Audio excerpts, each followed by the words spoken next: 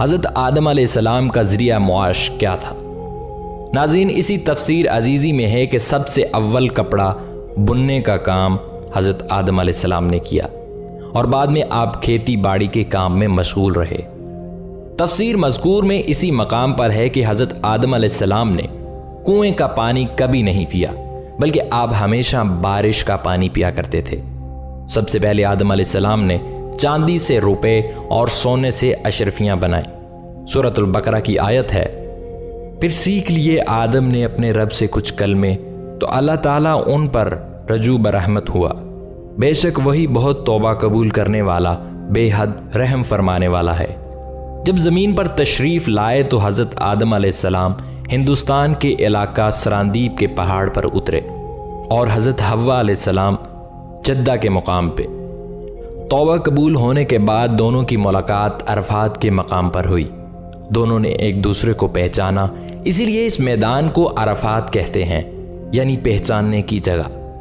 جب حضرت آدم علیہ السلام جنت سے آئے تھے تو ان سے عربی زبان بھی لے لی گئی تھی، یعنی بھلا دی گئی تھی۔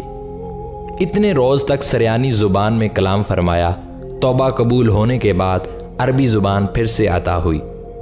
حضرت آدم علیہ السلام بہشت سے زمین پر تشریف لے آئے تو بارگاہ خداوندی میں عرض کیا کہ خدایا، میں یہاں نہ تو ملائکہ کی تسبیح و عبادت کی آواز سن سکتا ہوں، نہ کوئی عبادت خانہ نظر آتا ہے جیسا کہ آسمان میں بیت المعمور دیکھتا تھا جس کے ارد گرد ملائکہ طواف کرتے تھے۔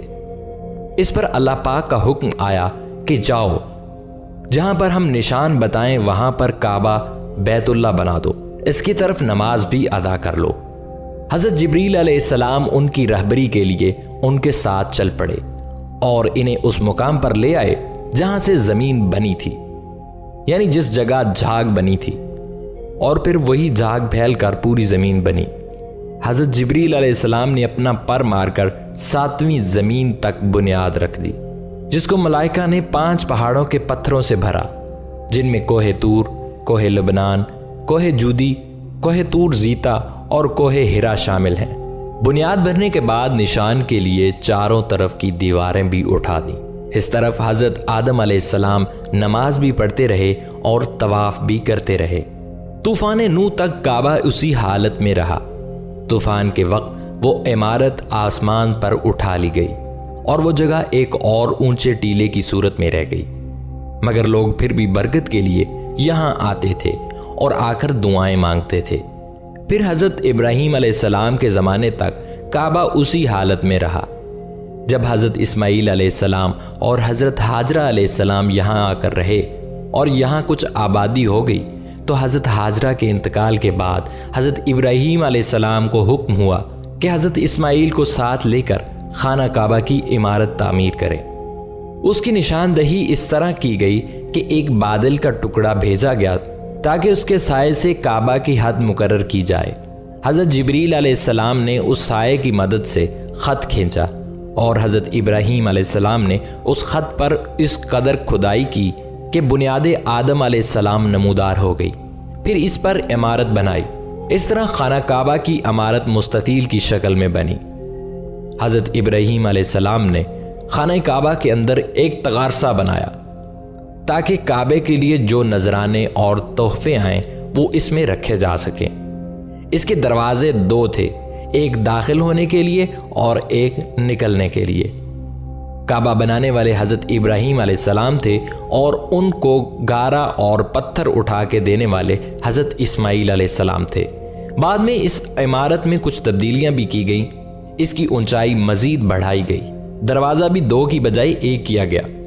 حضرت آدم علیہ السلام کی تنہائی و وحشت کا احساس کم کرنے اور زمین کو انسان کے رہنے کے قابل بنانے کا ماحول مہیا کرنے کے لیے بھی پھر حضرت جبریل علیہ السلام نے تمام عالم کے جانوروں کو آواز دی کہ اے جانوروں، حق تعالیٰ نے تم پر اپنا خلیفہ بھیجا ہے، اس کی اطاعت اور فرما برداری کرو۔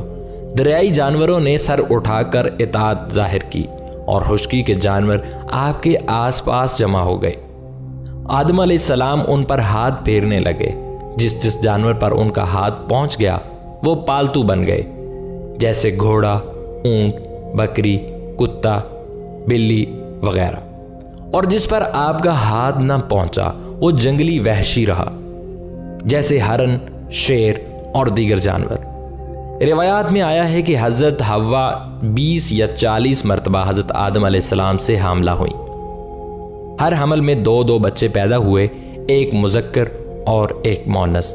ایک حمل کے بچوں کا دوسرے حمل کے بچوں کے بارے میں ایسا حکم تھا جیسے کہ مختلف ماں باپ کے بچوں کا ہوتا ہے، یعنی پہلے حمل کے بچے کا دوسرے حمل کے بچی سے نکاح ہوتا، اسی طرح دوسرے حمل کے لڑکے کا پہلے حمل کی لڑکی سے نکاح ہوتا۔ اسی طرح سے 2 بچے ہر حمل سے ہوئے، سوائے حضرت شیش علیہ السلام کے۔ حضرت آدم علیہ السلام کی وفات کے وقت آپ کی اولاد اور اولاد کی اولاد وغیرہ 40,000 سے زائد ہو گئی تھی۔ تفسیر ساوی اور جمل وغیرہ میں 1 لاکھ تک پہنچ جانے کا ذکر ملتا ہے۔ حضرت آدم علیہ السلام کے 960 سال تک دنیا میں زندہ رہنے کا ذکر ملتا ہے۔ ناظرین محترم، اسلامی دنیا کے نامور اسکالر جناب فتح اللہ گولن رقم تراز ہیں کہ پہلے انسان کی تخلیق ایک معجزہ ہے۔ سبب اور مسبب کے پہلو سے ہم اس موضوع کا درج ذیل طریقے سے تجزیہ کر سکتے ہیں۔ کوئی واقعہ سبب و مسبب کے دائرے سے باہر پیش آئے تو اسے ارتقاء اور فطری انتخاب کی روشنی میں سمجھنے کی بجائے اسی صورت میں قبول کرنا چاہیے جس صورت میں اس کے وقوع پذیر ہونے کی اللہ اور اللہ کے رسول نے ہمیں اطلاع دی ہے۔ اللہ تعالی ہمیں بتاتے ہیں کہ زیر غور موضوع سے متعلق بعض معجزات بھی رونما ہوئے ہیں جن کی کوئی عقلی یا سائنسی توجیہ پیش کرنے سے ہم قاصر ہیں۔